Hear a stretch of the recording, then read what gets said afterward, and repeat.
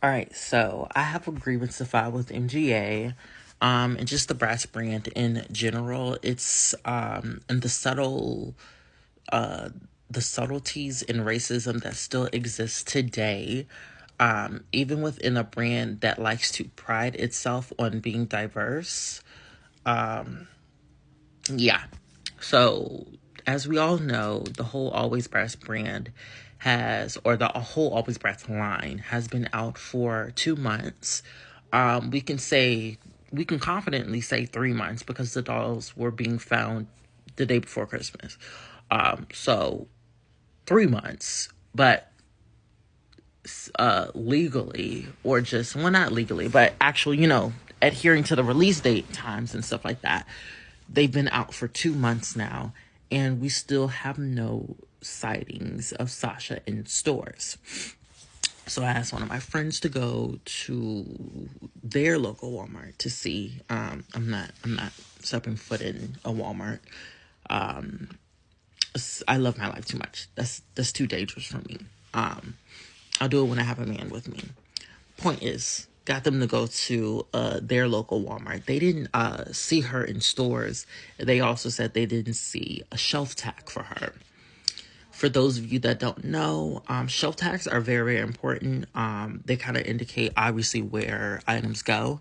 And you can't just put an item anywhere and just not have a shelf tag for it. There is a finite amount of space for products, so you have to have that space set for those products.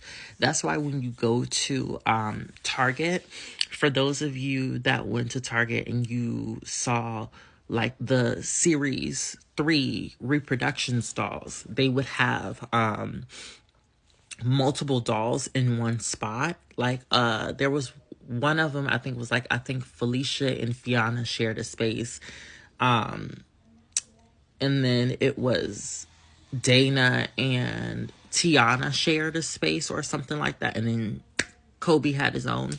Those dolls share spaces because there is not enough space within MGA's section to have all the dolls sitting all splayed out, like, the way they would normally be or whatever, because they needed to make room for newer product, i.e. the new Rainbow High dolls. I think it's going to be some new OMGs and some other doll lines or whatever.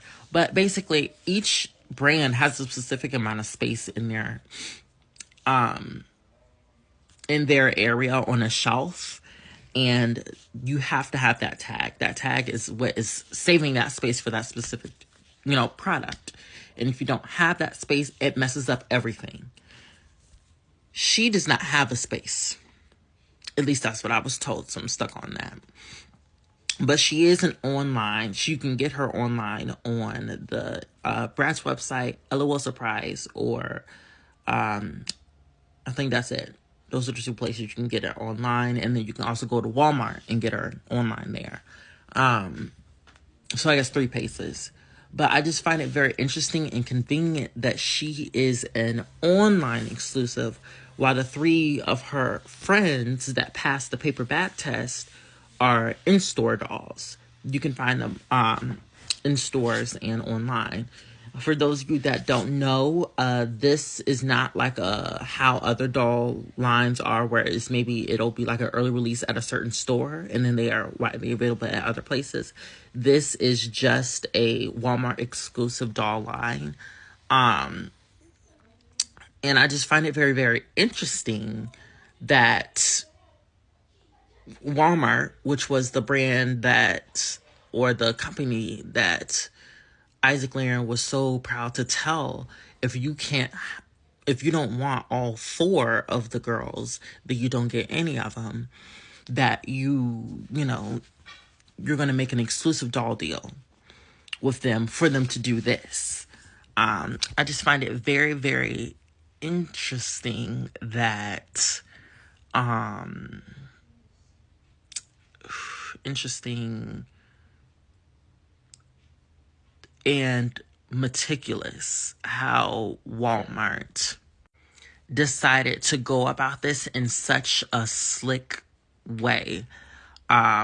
Basically, like how they can't say we can't say, oh, they're not selling her, because she is an online exclusive.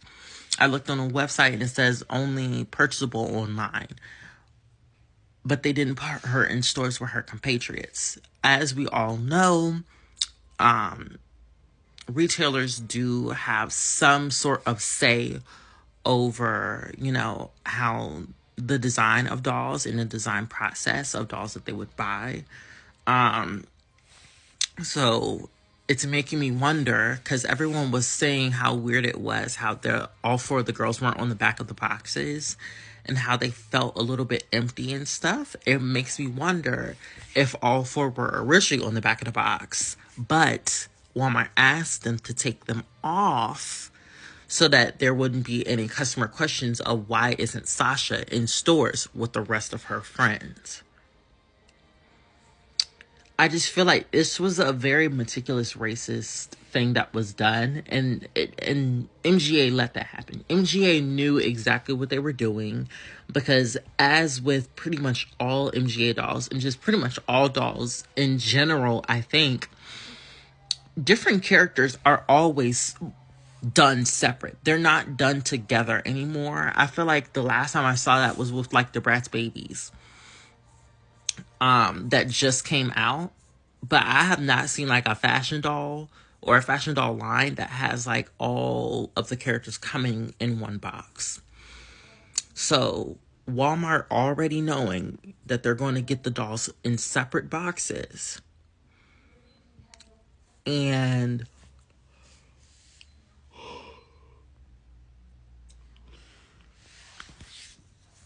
knowing that they were not going to make space for Sasha on that shelf. It just frustrates me more and more thinking about it. And it has me wondering, like, in the sea of like paper bag dolls that we had in G1, which was, everyone loves to cry and scream up the hills of how diverse it was when we only had 3 visibly black characters, 1 create your own doll character, and then 1 Native American doll that the girl that does the publishing on me, the PR on here, mistaked as a black character just because her skin was darker. Kiana is not Native American and black. She's just Native American.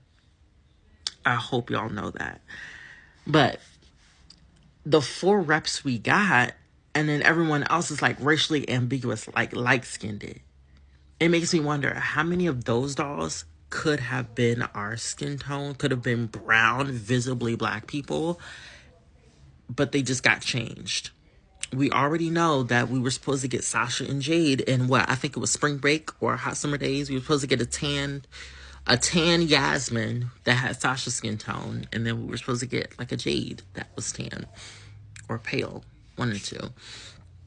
Point is, it just, seeing it in real time is just very discouraging and frustrating, because it's 2024 and you're still showing and you're still being racist, you're still excluding black people from just something as simple as a doll line, but you're doing it in such a soft, insidious way to where we'd be called delusional if we were like, yeah, we're excluded. They're choosing not to have us, but also like it's in our face. Like, you can go onto the Bratz Instagram and just see all 4, but then you go in the store and you don't see Sasha. You can go online and buy Sasha, but you can't buy her in person. I call that racism. This is very racist. I'm calling out Walmart for this. I'm calling out MGA for this. And I'm calling out anyone that actually agrees with this, because I know it's going to be some 30-year-old white Bratz collector that be slave trading Felicia and Sasha on here saying, oh, no, Anna, it's not racist. You're just delusional.